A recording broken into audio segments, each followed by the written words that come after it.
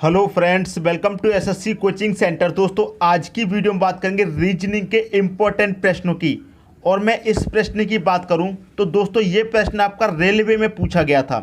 Railway में ये प्रश्न पूछा गया था और इसके ये 4 ऑप्शन थे। और जब हमने इस प्रश्न को सॉल्व किया दोस्तों, तो इसमें हमको 2 आंसर मिले। जो रेलवे ने इसका आंसर सही माना है वो भी बताऊँगा, और 2 आंसर इसके कैसे आ रहे हैं वो भी मैं आपको बताऊँगा। ठीक है, देखिए कैसे। यहाँ पर 25 है, 25 का रिलेशन 125 से आप बनाते हैं तो आपको सीधा सीधा दिखाई दे रहा है कि 25 से 125 क्या हो रहा है। आप कहेंगे सर मल्टीप्लाई 5 हो रहा है। अगर 25 का मल्टीप्लाई 5 से करेंगे तो 125 मिलेगा। वही यहाँ पर कर दीजिए आप। यहाँ 5 से मल्टीप्लाई किया तो यहाँ भी 5 से कर दो।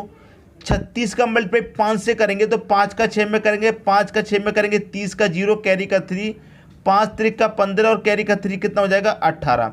कितना मिला? 5 से मल्टीप्लाई यहाँ किया था 125, 5 से मल्टीप्लाई यहाँ किया 180 मिला। पहले ही ऑप्शन में 180 दे रखा है, ये सही हो गया। लेकिन रेलवे ने इसका जो सही आंसर रखा है वो 180 नहीं है, ये गलत है। रेलवे ने जो इसका सही आंसर बताया है वो 180 नहीं बताया, दूसरा बताया है। वो दूसरा कैसे आंसर आ रहा है, उसमें क्या लॉजिक है वो भी मैं आपको बता देता हूँ। ठीक है, देखिए आप यहाँ पर देखेंगे 25 लिखा हुआ है। अगर मैं इस 25 की बात करूं तो ये 25 क्या होता है, 5 का स्क्वायर होता है। समझ में आई बात। और 125 की मैं बात करूं तो ये क्या होता है, 5 का क्यूब होता है। मतलब यहाँ क्या दे रखा है, 5 का स्क्वायर, यहाँ दे रखा है 5 का क्यूब। अगर मैं यहाँ 36 की बात करूँ तो ये क्या होता है, 6 का स्क्वायर।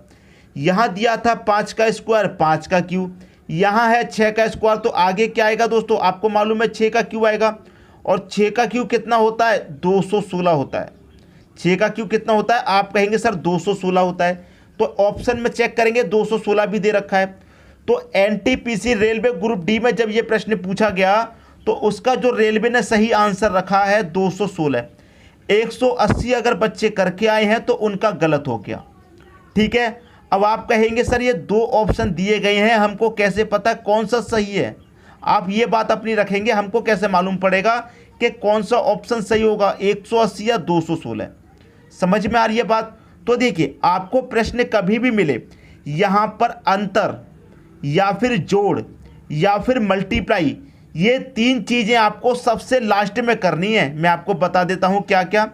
एक प्लस, एक माइनस और एक गुना।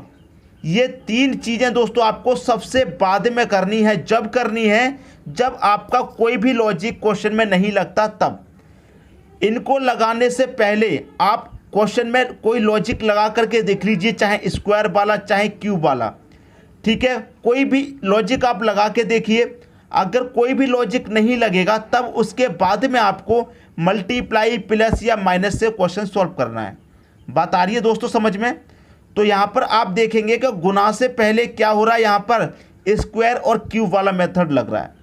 और सबसे फर्स्ट मेथड जो हम चेक करते हैं वो भी मैं आपको बता देता हूँ। नंबर एनालॉजी में सबसे फर्स्ट मेथड हम जो चेक करते हैं वो होता है प्राइम नंबर। क्लियर दोस्तों, प्राइम नंबर।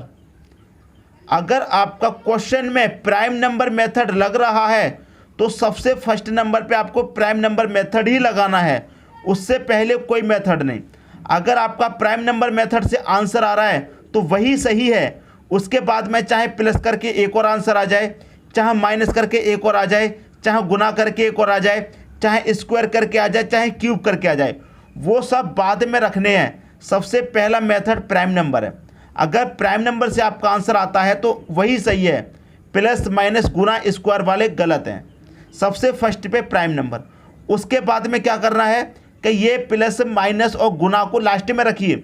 इनसे पहले अगर कोई मेथड आपका लगता है तो उसे लगा के देखिए। तो यहाँ पर ये मेथड आपका लग रहा है इन 3 चीज़ों से पहले, तो सही आंसर होगा 216। अगर ऑप्शन में आपका 216 नहीं दिया जाता तब आपका 180 ये सही हो जाता। क्लियर है, क्योंकि फिर तो प्लस माइनस या गुना करने से ही आंसर आएगा। ये बात समझ में आ गई। उम्मीद करता हूँ प्रश्न सभी को अच्छे से समझ में आ गया होगा। अब देखेंगे अगला क्वेश्चन। अगला क्वेश्चन है, दी गई श्रृंखला में गलत संख्या ज्ञात करें। देखिए दोस्तों यहाँ पर आपको एक श्रृंखला दी गई है, इसमें कोई एक संख्या गलत है। वो गलत संख्या कौन कौन सी हो सकती है, या तो 5 हो सकती है, या फिर 50, या फिर 5000, या फिर 10। इन चारों में से क्या होगा, कोई एक संख्या गलत होगी। तो वही हमें इस श्रृंखला में पता करना है कौन सी संख्या गलत है। तो आप देखिए 2 से 5 पे बढ़ेंगे, श्रृंखला की तरफ आगे की तरफ बढ़ेंगे। श्रृंखला में जब आप आगे की तरफ बढ़ेंगे तो आप डायरेक्ट अगर करें, क्या 2 और 5 आपको दिखाई दे रहा है कि अगर 2 और 5 का मल्टीप्लाई कर दें तो क्या मिल जाएगा आपको दोस्तों, 10 मिल जाएगा। इतनी बात आपकी समझ में आ गई कि अगर हम 2 और 5 का क्या करें, मल्टीप्लाई कर दें, 2 पंजे कितना होता है 10। आपको अगली संख्या मिल गई, पहली 2 संख्याओं को मल्टीप्लाई करके अगली संख्या। अब क्या करें, इन 2 संख्याओं का मल्टीप्लाई करें, तो 5 का मल्टीप्लाई 10 से करें, 5 10 कितना होता है 50, तो अगली संख्या मिल गई। 2 5 का मल्टीप्लाई किया था अगली, 5 10 का मल्टीप्लाई किया अगली। अब क्या करें, इन दोनों का मल्टीप्लाई कर लें। जब दोनों का मल्टीप्लाई करेंगे, 10 का 50 से मल्टीप्लाई करेंगे तो कितना हो जाएगा 500, 5 एकम 5 और 2 जीरो मतलब 500 हो गया। अब जब इन दोनों का मल्टीप्लाई करें तो अगली संख्या मिलनी चाहिए। तो 5 पचे कितना होता है दोस्तों 25 होता है, 1 जीरो 2 जीरो 3 जीरो। तो देखिए दोस्तों, इन दोनों का हम मल्टीप्लाई करेंगे तो कितना आना चाहिए, 25,000 आना चाहिए। लेकिन दे कितना रहा है आपको, 5,000 दे रखा है। तो इसका मतलब यही क्या हो जाएगी, आपकी गलत संख्या। ये 5,000 आपकी गलत संख्या है, यहाँ पर 25,000 आना चाहिए, 5,000 गलत दे रखा है, यही आपका आंसर हो गया। गलत संख्या आपको पता करनी थी, सी ऑप्शन हो जाएगा आपके क्वेश्चन का दोस्तों सही आंसर। उम्मीद करता हूँ सभी को प्रश्न अच्छे तरीके से समझ में आ गया होगा। अब देखेंगे दोस्तों अगला क्वेश्चन। अगला प्रश्न है, यदि 2 स्टार 8 स्टार 1 बराबर 81, 3 स्टार 2 स्टार 1 बराबर 27 हो तो 4 स्टार 1 स्टार 4 बराबर क्या होगा। अब देखिए 2 8 1 से क्या बनाना है, आपको 81 बनाना है। तो सबसे ज़रूरी बात यह है कि बराबर के बाद में क्या दे रखा है 81। तो 81 आपको सीधा सीधा समझ में आता है कि ये 9 का स्क्वायर है। इतनी बात समझ में आई कि स्क्वायर दे रखा है किसका, 9 का। 27 को देखूं मैं तो 27 क्या होता है, स्क्वायर तो नहीं होता लेकिन क्यूब होता है 3 का। ठीक है, बात समझ में आई। तो यहाँ पर हमें स्क्वायर दे रखा है 9 का, 9 का स्क्वायर 81 होता है। तो यहाँ पर आप देखिए 2 8 1 से आप 81 कैसे बना सकते हैं, मतलब 9 का स्क्वायर आप कैसे बना सकते हैं। तो सीधा सीधा दिखाई दे रहा है। अगर आपने संख्याओं को ध्यान से देख लिया तो आपका आंसर आपकी आंखों के सामने है। देखिए कैसे, आपको इतना तो पता है कि 9 का स्क्वायर 81 होता है। अगर मैं इस 8 को और इस 1 को जोड़ दूं, बाद वाली संख्याओं को, 8 और 1 कितना हो जाएगा, 9 हो जाएगा, ये आपको पता है। और जो पहले वाली संख्या उसको मैं पावर बना दूं तो 9 की पावर 2 का मान कितना होता है, आप कहेंगे सर 81। बाद वाली संख्याओं को जोड़ा, पहली संख्या को पावर रख दिया। तो मैं यहाँ भी वही करूँ, बाद वाली संख्याओं को जोड़ूं, 2 और 1 कितना हो जाएगा, 3 हो जाएगा। और पहली जो संख्या उसे पावर रख दूं तो 3 की पावर 3, तो 3 की पावर 3 का मान कितना होता है, 27 होता है। आपको यहाँ 27 दे रखा है। तो लॉजिक अब अच्छे तरीके से समझ में आ गया होगा। यहाँ पर भी मैं क्या करूँ, बाद वाली संख्याओं को जोड़ूँ, 1 और 4 कितना हो जाएगा, आप कहेंगे सर 5 हो जाएगा। और जो पहली संख्या उसे पावर में रख दूँ तो 5 की पावर 4 का मान कितना होता है, 5 की पावर 4 का मतलब क्या है, 5 का गुणा 4 बार, 5 गुणे 5 गुणे 5 गुणे 5, 5 पचे 25, 25 पचे 125, 125 पचे कितना 625। तो 5 की पावर 4 का मान कितना दोस्तों 625। आपके प्रश्न का आंसर कितना है, 625 है। किस ऑप्शन में दे रखा है, सी ऑप्शन में 625 दे रखा है। यही हो जाएगा दोस्तों आपके प्रश्न का सही आंसर। उम्मीद करता हूं सभी को अच्छे तरीके से समझ में आ गया होगा। अब देखेंगे अगला क्वेश्चन। अगला क्वेश्चन है आपका, बी का भाई ए है। लिखते हैं दोस्तों यहाँ पर क्या कह रहा है, बी का भाई दोस्तों कौन है, ए। बी का भाई कौन है, भाई ए। इतनी बात समझ में आई। फिर क्या कह रहा है, ए की माँ सी है। ये जो ए है दोस्तों इसकी माँ है, इसकी माँ सी है। अब देखिए बी का भाई ए है। अब ये जो बी है चाहे तो ए का भाई हो चाहे ए की बहन हो, लेकिन जब ए की माँ सी है तो बी की माँ भी दोस्तों सी होगी। ये बात आपको कन्फर्म होनी चाहिए। जब ए की माँ सी है तो बी की माँ भी सी होगी, क्योंकि ये दोनों क्या है, भाई भाई हो सकते हैं या फिर भाई बहन हो सकते हैं, लेकिन माँ तो दोनों की एक होगी। इतनी बात समझ में आई। अब क्या कह रहा है, डी की पोती बी है। ये जो बी है दोस्तों डी की पोती है। तो देखिए डी की पोती बी है, तो ये जो बी है इसकी माँ सी है और सी मतलब माँ के जो पिताजी होंगे कौन है वो डी। जो इसकी माँ इसकी बेटी ये है और इसका बेटा या बेटी ये है, तो ये कौन हो जाएगा, इसकी पोती हो जाएगी। इतनी बात समझ में आई। डी की पोती बी है। अब देखिए जब बी की माँ सी है तो सी के पिताजी होंगे तभी तो ये बी पोती होगी।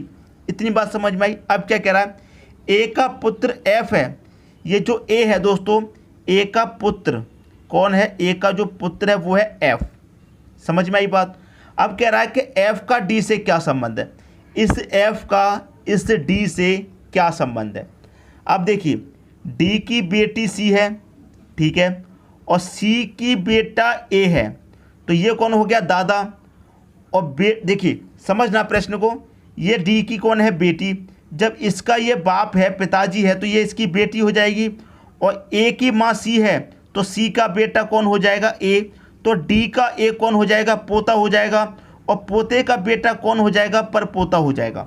तो डी ऑप्शन आपके प्रश्न का बिल्कुल सही आंसर है दोस्तों। उम्मीद करता हूं किसी को कोई डाउट कोई कंफ्यूजन नहीं होगा। क्लियर हुई बात। अब देखते हैं अगला क्वेश्चन। अगला क्वेश्चन है आपका मिसिंग नंबर से। मिसिंग नंबर कहाँ दिया गया दोस्तों, यहाँ पर देखिए दोस्तों, कभी भी आपको ऐसे मिसिंग नंबर दिया जाए तो हमने आपको क्या बताया, हम क्या करते हैं, सबसे पहले बड़ी संख्याओं को चेक करते हैं। जब मैं बड़ी संख्याओं को देखूंगा, इस तरफ देखूं बड़ी संख्याओं को, यहाँ 4 है, यहाँ 4 है, तो बड़ी संख्या तो है नहीं। अगर मैं नीचे की तरफ देखूं, 2 5 8 में 8 बढ़ा दे रखा है नीचे, 4 5 6 में 6 बढ़ा दे रखा है नीचे, 2 3 4 में 4 बढ़ा दे रखा है नीचे। तो नीचे की तरफ बड़ी संख्या दे रही है। एक हिंट आपको मिल गई यहाँ पर कि नीचे की तरफ बड़ी संख्या दिख रही है। तो क्वेश्चन को क्या करेंगे, नीचे की तरफ हम सॉल्व करेंगे। अगर मैं प्रश्न को नीचे की तरफ सॉल्व करूं, 8 मैं कैसे लेकर के आऊँगा, 2 से और 5 से। तो इस 2 और 5 से मैं 8 कैसे लेकर आऊँगा, अगर इन दोनों को जोड़ूँ 7, 7 में 1 मिला दूंगा 8, 5 और 4 को जोड़ूंगा 9, 9 में 1 मिलाऊंगा तो 10 होना चाहिए, लेकिन यहाँ तो 6। ये तरीका नहीं लगेगा। दोनों का मल्टीप्लाई करूँ, 5 दूने का 10, 10 में से ऊपर वाली संख्या को माइनस करूंगा 8, 5 चौके 20, 20 में से ऊपर वाली संख्या को माइनस करूंगा तो 16, लेकिन यहाँ तो 6 दे रखा है। ये तरीका भी नहीं। तो कोई एक और तरीका है, उसे देखिए। यहाँ जो दे रखा है बीच में आप उसे लिख लीजिए। क्या दे रखा है आपको, 5 दे रखा है, 5 आपने लिख लिया। 5 में से क्या करेंगे, आप ऊपर वाली संख्या को घटा देंगे। 5 में से 2 घटा देंगे तो कितना बचेगा, 3 बचेगा। इन दोनों को आप जोड़ दो, 5 और 3 8। बीच वाली संख्या ज्यों की त्यों रखनी है, ऊपर वाली को घटा के जो बचेगा उसे जोड़ देंगे। तो बीच वाली संख्या को ऐसी रखेंगे 5, ठीक है। 5 में से आप घटा देंगे 4 को, कितना बचेगा 1, दोनों को जोड़ दो, 5 और 1 कितना हो जाएगा, 6 हो जाएगा। आपको यहाँ 6 दे रखा है। वही कीजिए आगे भी, बीच वाली संख्या को ऐसे ही रखिए। बीच वाली संख्या में से ऊपर घटाइए, 3 में से मैं 2 घटा दूंगा, 1 बचेगा। और दोनों को अगर मैं जोड़ दूं, 3 और 1 कितना हो जाएगा 4। यहाँ क्या दे रखा है 4। वही यहाँ पर कीजिए, बीच वाली संख्या ऐसे ही रखनी है। बीच वाली में से ऊपर वाली को घटा दो, 7 में से हम 4 घटा देंगे, 3 बचेगा। और दोनों को जोड़ देंगे, 7 और 3 कितना हो जाएगा 10। अब चेक कीजिए 10 किस ऑप्शन में है। 10 दे रखा है दोस्तों आपके सी ऑप्शन में, तो यही हो जाएगा आपके प्रश्न का दोस्तों सही आंसर। तो मैं उम्मीद करता हूं क्वेश्चन आप सभी को बहुत ही अच्छे तरीके से समझ में आ गया होगा। दोस्तों यदि वीडियो पसंद आया तो लाइक करें और दोस्तों में भी शेयर करें। यदि आपने हमारे चैनल को अभी तक सब्सक्राइब नहीं किया है तो कर लीजिए और बेल आइकन का बटन भी दबा दीजिए दोस्तों। धन्यवाद।